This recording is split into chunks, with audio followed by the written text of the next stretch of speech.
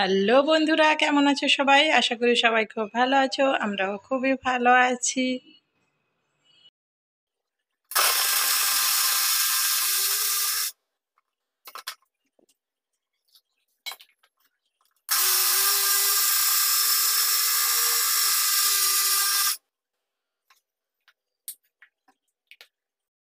তো তোমরা সবাই আশা করি ভালোই আছো।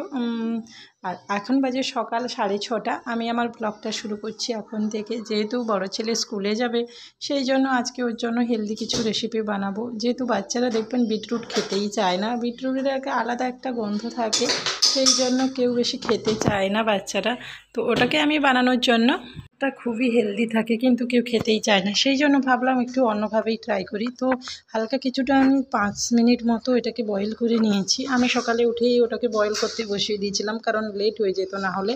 তো বয়েল করে নিয়েছি, তারপর ওটাকে আমি ঠান্ডা হওয়ার পরেই মিক্সার গ্রাইন্ডারে পিষে নিয়েছি, একদম ফাইন পেস্ট করে নিয়েছি। তারপর আটাটা মাখার সময় এইভাবে আটা দিয়েছি, কিছুটা পরিমাণ গমের আটা দিয়েছি। তো দেওয়ার পরে আমি তারপর এটাতে কিছুটা পরিমাণ তেল দিয়েছি আর নুন দিয়েছি, সামান্য পরিমাণ দিয়ে এটাকে আমি ভালোভাবে আটাটা এইভাবে মেখে নিচ্ছি। মেখে আলাদাভাবে ঢাকিয়ে রেখে দেবো সাইডে। ততক্ষণে আমি এদিকে এটাকে বানানোর জন্য, আর কি বানাবো সেটা তো বলাই হলো না। আজকে আমি বানাবো পনির রোল। এটা পনির আর চিজ দিয়ে একটা রোলের মতোই বানিয়ে দেবো ওকে, একটু হেলদি হবে, কর্নও দেবো সঙ্গে। তো দেখতে থাকুন তোমরা সবাই, তাহলে দেখতে থাকো। তো আমি এটাকে, এই যে হয়ে গেছে আমার কিছুটা পরিমাণ হওয়ার পর, আমি এটাকে পেঁয়াজটা কেটে কুচি কুচি করে কেটে নিয়েছি। তারপর আমি এটাতে চিজও দিয়ে দিচ্ছি। চিজ আর পনির আমি এভাবে গ্রেট করে দেব। পনিরটা চাইলে কেটেও দেওয়া যেতে পারে, কিন্তু আমি দেবো না, যেহেতু ও পনির অ্যাকচুয়ালি খেতেই চায় না আমার ছেলে। তো সেই জন্য আমি ওকে পনির আর চিজ এগুলো খাওয়ানোর জন্য এইভাবে কিছু না কিছু নতুন নতুনভাবে ট্রাই করতে থাকি।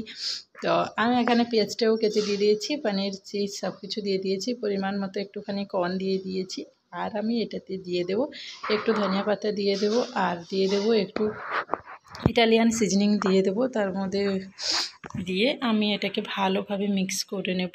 তারপর এটাকে আমি এটা রেডি হয়ে গেলে আমিও নেক্সট প্রসেসে যাব।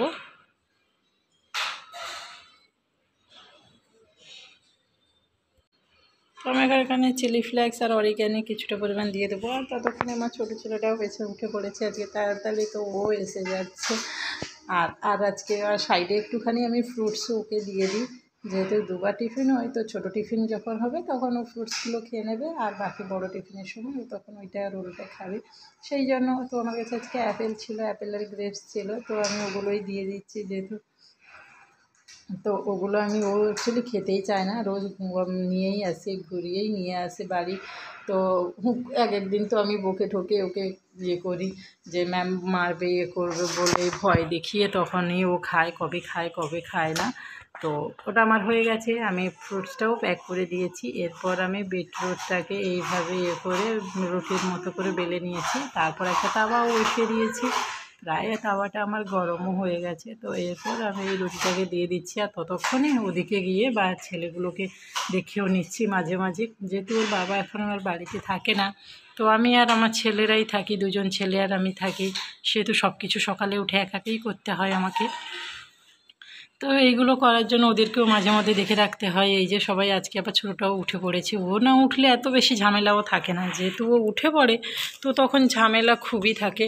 ও কান্নাকাটি করে সকালে, ওকে অ্যাকচুয়ালি তার আগেই আমি দুধ একটু গরম করে খাইয়েও দিয়েছি।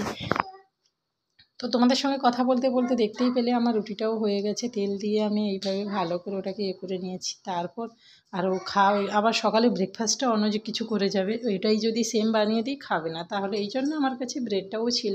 তো ব্রেডটাতে আমি কিছুটা পরিমাণ ঘি দিয়ে ব্রেড 2 পিস সেঁকে নিয়েছি। এরপর আমি একটা ওকে ডিমের অমলেটও বানিয়ে দেবো। Actually half poach boil egg তো খেতেই চায় না, এগও খেতে চায় না খুব বেশি। তো এরকম অমলেট বানিয়ে দিলে একটু একটু খায়। আবার ওইভাবে অমলেট বানালে হবে না, এইভাবেই বানাতে হবে ওর জন্য। তো প্রথমে আমি সর্ষের তেল দিয়েছি, দিয়ে এই যে দেখুন ডিমটাও দিয়ে দিলাম। ডিমটাকে এবার ওর যে ডিমের ভেতরে কুসুমটাকে আমি পুরো ওটাতেই লাগিয়ে দেবো, নাহলে এক জায়গায় যদি থাকে ওই জায়গাটাও খাবে না, রেখে দেবে। কুসুমটা অ্যাকচুয়ালি খেতেই চায় না, রেখে দেবে। সেই জন্য আমি ওইভাবেই ওটাকে কুসুমটাকে পুরো দিকটা করে ফেলাই, ছড়িয়ে দিই চারদিকে, তাকে ছড়িয়ে ছিটিয়ে থাকে। তারপর আমি কিছুটা পরিমাণ পেঁয়াজ স্প্রেড করে দিলাম, কুচি কুচি করে চপ করে কেটে রেখেছিলাম পেঁয়াজটা। দিয়ে দিয়েছি। এরপর পরিমাণ মতো নুন, হলুদ একটু দিয়ে দিলাম, একটু জিরা পাউডার আর একটু লঙ্কা গুঁড়ো দিলেই আমার রেডি হয়ে যাবে এটা। তারপর ওই দিকটা হতে হতে তারপর আমি ততক্ষণে আবার অন্যদিকে একটু চলে যাব। তো এটা এখানে বসিয়ে দিচ্ছি ঠিক করে। দেখি এবার ছেলেকে ড্রেসও পরাতে হবে এরপর এখান থেকে গিয়ে, সেই জন্য আমি এটাকে দেখলাম না এখানে এখনও আরেকটু হবে, তো হতে থাক তাহলে আমি ওইদিকে যাব। তো এটা এখন এভাবে হতে থাকছে আর আমি ওইদিকে কাজ করে চলে এসেছি, দেখলাম হয়ে গেছে। তো আমি আবার পাল্টেও দিলাম, কিছুটা পাল্টে দিয়েই আমার রেডি হয়ে যাবে এটা। ততক্ষণে আমি এদিকে রোলটাকে ফোল্ড করে নেব। রোলটা ফোল্ড করার জন্য আমি কিছুটা কিষান কেচাপ নিয়ে নিয়েছি।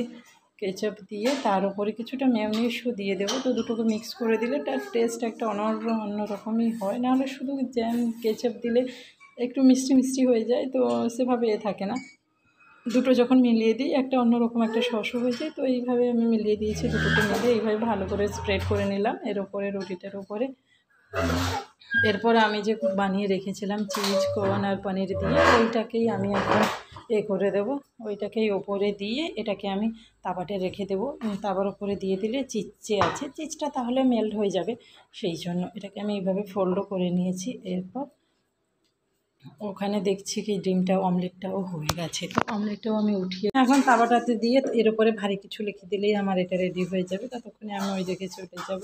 চলুন যাই, আজকে এই পর্যন্তই। এরপর দেখা হবে নেক্সট আর একটা ব্লগে। ততক্ষণের জন্য বাই বাই। তোমরা সবাই ভালো থেকো, সুস্থ থেকো।